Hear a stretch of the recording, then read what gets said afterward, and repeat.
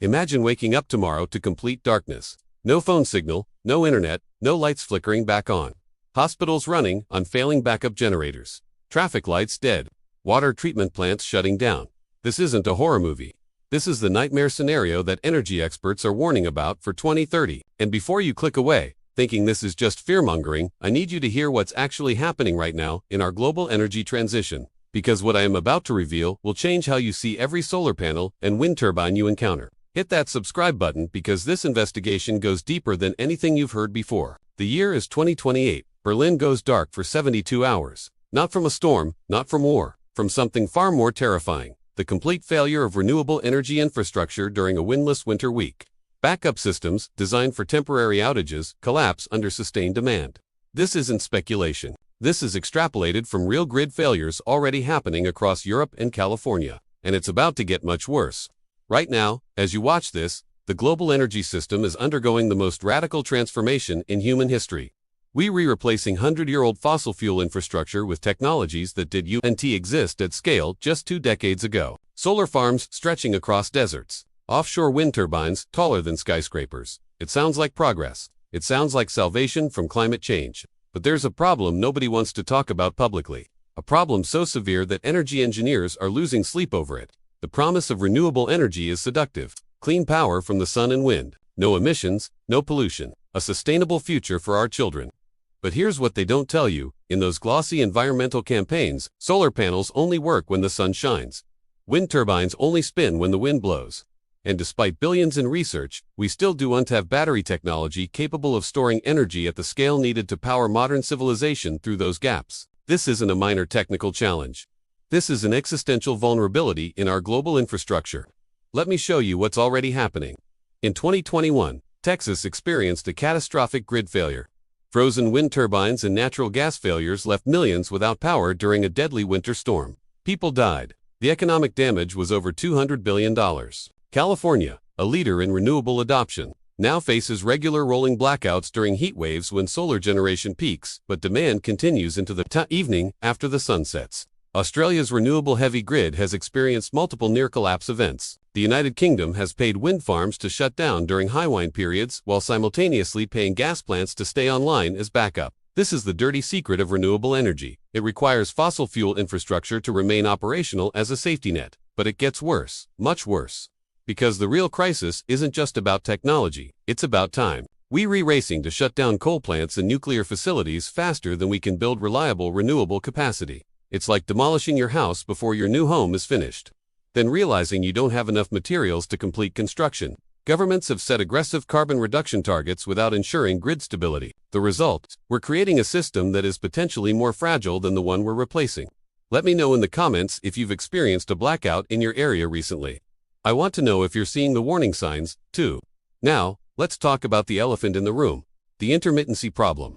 Solar generation drops to zero every single night. Wind power can vanish for days during calm weather systems. These aren't rare events. They're predictable, recurring patterns. In Germany, which has invested over 500 billion euros in renewables, there are periods called Dunkelflaut, that means dark doldrums, when solar and wind generation simultaneously collapse. During these events, Germany has to import electricity from French nuclear plants and Polish coal facilities. The country that positioned itself as a renewable leader still depends on its neighbors' more reliable, and sometimes dirtier, power to keep the lights on. So what is the solution? Are we doomed to choose between climate change and blackouts? In my next video, we're going to dive into the real, and sometimes controversial, solutions that could actually work. Make sure you're subscribed so you don't miss it. Thanks for watching. The math is brutal. To replace fossil fuels entirely, we need to build renewable capacity at 3 to 4 times our peak demand, just to compensate for when the sun is unshining or the wind is unblowing. Then, we'd need massive energy storage systems, big enough to hold weeks' worth of electricity for entire nations. The amount of lithium required for batteries at that scale, it simply doesn't exist in accessible reserves. The rare earth elements needed for wind turbines, they're largely controlled by China, creating a geopolitical vulnerability that could be far worse than our current oil dependence. We're on a path to trade one form of energy insecurity for another, potentially more dangerous one. But here's where it gets truly frightening. Our modern world doesn't just need electricity. It needs reliable, non-stop electricity. Data centers running complex artificial intelligence algorithms can't just pause for a cloudy day. Hospitals can't shut down operating rooms when the wind stops blowing. Manufacturing facilities running 24/7 production cycles can't tolerate power interruptions. The telecommunications networks that keep our digital world connected need constant, unwavering power.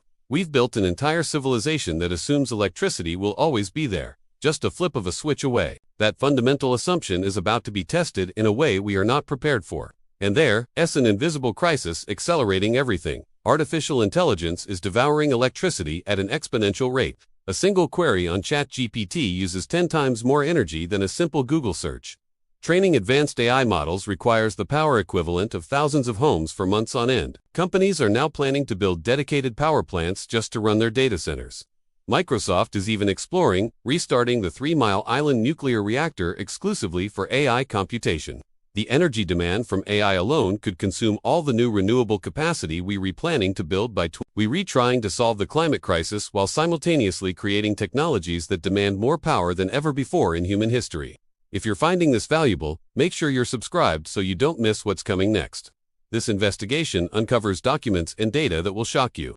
Let me introduce you to a concept called grid inertia. Traditional power plants, coal gas, nuclear have massive, heavy turbines that spin continuously. This spinning mass is like a giant flywheel. It stabilizes the entire electrical grid, absorbing fluctuations and maintaining a consistent frequency, keeping everything smooth. Renewable sources, especially solar, provide zero inertia. They inject power through electronic inverters, but they don't have that physical spinning mass to stabilize the system. So as we shut down traditional plants, we're actively removing the stabilizing force that keeps our electrical system from experiencing catastrophic oscillations. Engineers call this system strength, and we're reducing it to dangerously low levels. Australia learned this the hard way. In 2016, South Australia suffered a statewide blackout after a storm. But the blackout was far worse than it should have been because the high amount of renewable energy on their grid meant there was very little system strength. The grid couldn't recover, and a cascading failure took weeks to fully restore. Investigations revealed the grid had become fundamentally unstable. They had to install massive, expensive battery systems and keep gas plants running just to provide the inertia that renewables couldn't supply. The cost was billions of dollars. The lesson was clear: renewables alone cannot maintain a stable grid. Now, let's examine the vulnerability everyone ignores: cyber warfare and decentralized grids. Traditional power systems are centralized and heavily protected. A few dozen major facilities generate most of our electricity, with security protocols developed over decades. A renewable-based system creates thousands of distributed generation points. Every solar farm, every wind facility, every battery installation becomes a potential entry point for hackers. In 2015, Russian hackers proved they could remotely shut down Ukraine's power grid. That was a centralized system with robust defenses. Now imagine trying to defend 10,000 small renewable installations scattered across a country. It's a cybersecurity nightmare. Intelligence agencies have been warning about this for years, but nobody wants to hear it during the rush toward green energy. A coordinated attack on this decentralized infrastructure could plunge entire regions into darkness for weeks. And here's the final critical flaw: most renewable systems can't restart on their own. Unlike traditional plants that can often restart independently, many renewable systems require power from the grid to even begin operating. It's called a black start problem. If the grid goes completely dark, you need specialized facilities to get it going again. But most renewable installations are parasitic by design. They depend on the very grid they're supposed to be powering. Thanks for watching. Think the green energy transition is simple. Think again. The geopolitical implications are staggering. China controls over 80% of rare earth element processing. These elements are critical for wind turbine magnets and solar panel production. If tensions escalate, China could restrict supply, crippling renewable energy expansion in adversary nations. We're essentially trading our dependence on Middle Eastern oil for a dependence on Chinese minerals. European countries are already getting a taste of this leverage. When the Czech Republic criticized China's human rights record, rare earth exports mysteriously slowed down. This is the new energy warfare, and we're walking into it with our eyes closed. Here's something else that will blow your mind. The energy transition itself requires massive fossil fuel consumption. Manufacturing solar panels demands high-temperature industrial processes, often powered by coal and natural gas. Mining lithium for batteries uses diesel-powered equipment and energy-intensive refinement. Constructing massive wind turbines requires steel produced in blast furnaces. Then you have to transport all these components using fossil fuel-powered ships and trucks. We're burning enormous quantities of fossil fuels just to build the renewable infrastructure. Some estimates suggest it takes 5 to 10 years of operation before a renewable installation generates. more clean energy than was consumed to build it. We're creating a carbon debt that won't be repaid until the 2030s at the earliest. And then there's the lifespan problem. Solar panels degrade. After 25 years, they're producing significantly less power. Wind turbines wear out. Offshore installations face brutal marine conditions that can reduce their lifespans to 15 years or even less. Batteries degrade with each charge cycle. Within a decade, today's large-scale battery installations will need complete replacement. We're not building permanent infrastructure. We're creating systems that require constant renewal, constant resource extraction, and constant manufacturing. It's a treadmill we can never step off of. So where does this lead? Let me show you 3 data-driven scenarios for 2030, based on modeling from institutions like the International Energy Agency. Scenario 1. The cascade collapse. Aggressive fossil fuel plant closures continue while renewable build-out fails to keep up with demand. A severe weather event, like a prolonged cold snap or an extreme heat wave, triggers rolling blackouts across multiple regions at once. Grid operators are forced to cut power to homes to protect critical infrastructure, but demand outstrips supply for days. Hospitals overflow, water systems fail, and civil unrest erupts. The economic damage runs into the trillions. Public confidence in renewables collapses, and we lose a decade of progress. Scenario 2. The stagnation trap. Recognizing the grid's instability, governments slow down the renewable transition and keep fossil fuel plants running longer than planned. We miss our climate targets, and carbon emissions remain high. Extreme weather gets worse. The grid stays relatively stable, but we achieve neither climate salvation nor energy catastrophe. We're just stuck in an expensive limbo, paying for both old and new infrastructure at the same time. Energy prices skyrocket, industrial competitiveness suffers, and economic growth slows. We muddle through without a disaster, but also without a real solution. Scenario 3. The breakthrough pivot. This is the hopeful one. A combination of factors changes our trajectory. New battery technologies, like solid-state or flow batteries, become commercially viable, providing weeks of storage at a reasonable cost.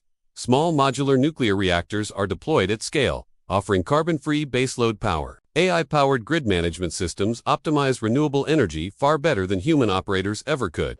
International cooperation leads to massive investment in new transmission lines, allowing clean energy to flow across continents. We achieve energy abundance. But it required coordinated global action and technological breakthroughs that almost didn't happen. Which scenario unfolds depends on decisions being made right now, while you watch this video. And here's the terrifying part. We're currently tracking closest to scenario 1. Subscribe now, because the next part reveals what powerful interests don't want you to know. Ever wondered what's really happening with our power grid? It's time to talk about what goes on behind closed doors. Recently leaked documents from European energy ministries paint a terrifying picture. Officials are petrified of public panic. These internal memos detail contingency plans for widespread blackouts, but stress that these plans must never, ever be made public. Why? To avoid undermining support for renewable energy. It's a classic case of politics versus reality. For years, politicians have promised us a smooth, clean energy transition. Admitting now that the grid is becoming dangerously unstable would be political suicide. So, they stay silent, while engineers scramble behind the scenes, desperately trying to prevent a catastrophe. But it gets worse. Energy companies are playing a cynical game. You see, traditional utilities are being paid massive sums to keep their fossil fuel plants in strategic reserve. That means they're maintained and ready to fire up the moment renewables fail. And who pays for this? You do. It's right there on your electricity bill. You're subsidizing both renewable energy and the expensive backup system it needs to function. It's literally the most expensive way to generate power. Meanwhile, renewable energy companies are raking in huge government subsidies and tax credits, making them profitable whether they actually contribute to the grid or not. The financial incentives are completely disconnected from energy reliability. But here's the real conspiracy nobody talks about: nuclear energy. It could solve this entire crisis, but it's being systematically suppressed. Modern generation for nuclear reactors are safer than anything ever built. Small modular reactors can be mass-produced in factories and deployed quickly. They provide carbon-free baseload power that runs 24/7, regardless of the weather. Just look at France. 70% of their electricity comes from nuclear, giving them some of the cheapest, cleanest, and most reliable power in Europe. So why aren't we all doing this? Decades of anti-nuclear activism, partly funded by fossil fuel interests who saw nuclear as their only real competitor, have made it politically toxic. Germany's decision to shut down perfectly good nuclear plants while keeping coal plants online is sheer madness. They closed safe, clean power sources only to rely on weather-dependent energy backed by fossil fuels. The irony is brutal. The very movement that wanted to save the environment has made the transition to clean energy almost impossible. Now, add artificial intelligence to the mix. Tech giants like Google, Microsoft, and Amazon need unimaginable amounts of guaranteed power for their data centers. They see the writing on the wall. They're investing billions in their own private power infrastructure, even exploring building their own nuclear reactors. When tech companies start building their own power plants, you know the public grid is in deep trouble. They're building energy fortresses, while the rest of us are left with an increasingly fragile system. Think about the ethics of this. When there isn't enough power to go around, who decides who gets it? We're already seeing demand response programs where utilities can remotely shut off your smart thermostat or your EV charger during peak hours. They call it smart grid management, but it's really just rationing by algorithm. In a real crisis, these decisions become matters of life and death. Hospitals or homes, water treatment plants or residential air conditioning. These are choices no society should ever have to make. If you think this is information people need to hear, please share this video right now. Don't let this investigation get buried. So, what can we do? The solutions are there, but they require honesty. First, we need a massive investment in energy storage beyond just lithium-ion batteries. Technologies like pumped hydro, compressed air storage, and molten salt thermal storage are proven and effective. But they not being deployed at scale because all the funding is going to wind and solar generation. Second, we must embrace nuclear power. Generation 4 reactors can even run on the waste from old ones. Thorium reactors are inherently safer and produce far less long-lived waste. The safety record of modern nuclear is outstanding. Statistically, you're more likely to get hurt falling off a roof installing a solar panel than from a commercial nuclear accident. Our fear is irrational. Third, we need honest timelines. The green transition will take decades, not years. We have to maintain our existing reliable power plants while we build the new systems. Rushing to close them down is reckless. Germany's premature nuclear shutdown actually added over 100 million tons of carbon to the atmosphere because they had to burn more coal. It didn't help the climate, it destabilized the grid, and it achieved nothing but scoring political points. It's time to demand a smarter, more honest approach to our energy future, one based on engineering reality, not ideology. Thanks for watching, and if you want to see more content like this, be sure to subscribe. Fourth, we need international grid integration. Imagine this: when it's windy in the North Sea, that power flows to solar farms in the Mediterranean after the sun sets. When Australia's solar panels are at their peak, that energy powers industrial centers in Asia. This requires massive infrastructure investment on the scale of building the internet itself. It also needs international cooperation that's currently lacking. But it is technically possible and would be a game changer for smoothing out the ups and downs of renewables. Fifth, let's talk about demand management. Electricity prices should reflect what's actually happening on the grid. When power is abundant and cheap, we should be incentivized to use it. When supply is tight, prices should spike, naturally encouraging us to use less. This would make industries run their machines during peak generation times, and electric cars charge automatically when it's most efficient. Instead, most of us have flat rate pricing that completely hides the reality of supply and demand. Finally, we need to have a serious conversation about artificial intelligence. Is running these increasingly complex AI models worth the massive energy cost, especially when we're struggling to meet basic human needs? Should we maybe pause AI development until our energy situation is more stable?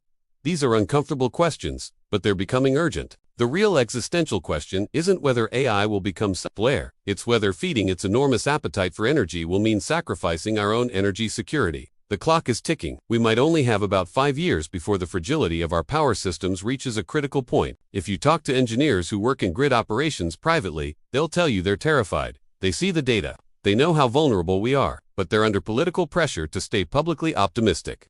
So, consider this your unofficial warning. This is the reality they can't always acknowledge. So, what can you do right now? First, prepare yourself personally. Having a backup power system, like a generator or a battery bank, isn't being paranoid anymore. It's just smart risk management. Second, pressure your politicians for honest energy policy. Demand that they prioritize grid reliability over symbolic gestures. Third, support the development of nuclear energy. It's the only proven technology we have that delivers clean, reliable, and abundant power 24/7. Fourth, try to reduce your own energy consumption.